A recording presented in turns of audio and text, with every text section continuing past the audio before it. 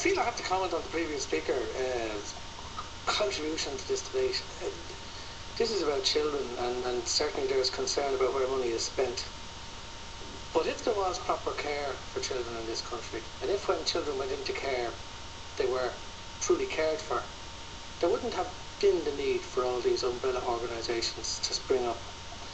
And for sure they have their problems, and for certain I have grave concerns about the amount of money that is expended on legal fees in this country.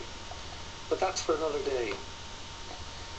We are being told in the recommendations here from the report that, there should be a referendum to strengthen children's rights in the Constitution. The Minister across has promised in the past that this will happen sometime this year, sometime in the autumn, sometime in the winter. Hopefully it will happen. That we will expedite the legislation in Children First on a statutory basis and widen its remit to include all organisations and individuals, including faith bodies, sports bodies and volunteer groups. And the importance of putting something on a statutory basis, as the Minister well knows, is that at least on that case there is some accountability, or there ought to be.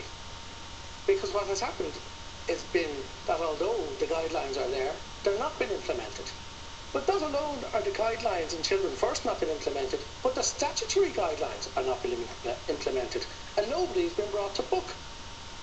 Foster homes not been, visited, foster children not visited for 10 years or more, foster parents not been vetted. This is a fairly serious situation, and really putting things on a statutory basis is meaningless unless there's somebody to oversee them. And Minister, at the end of the day, it's got to be a political imperative that there is oversight and that there is accountability. And I have to ask you, where is your Minister for Health? Where is your Senior Minister? I mean, today, on a day when we find another drip-by-drip scandal in relation to pregnant women and their in utero baby, we find no sign of the Minister, which talks about sunbed legislation. Sunbed legislation, which we have sought in this House for years, but which is number 70 on the legislative list.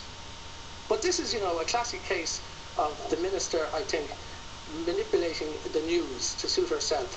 No comment on the fact that we now have 3 cases at least and more emerging of patients who have been given the devastating news that their unborn child is dead when in fact the opposite was the case, and only they had the courage of their convictions, something which is terribly unfair to expect of somebody who's just been shattered with that devastating news. The courage of their convictions and the composure to demand a second opinion, those children would have been lost to them.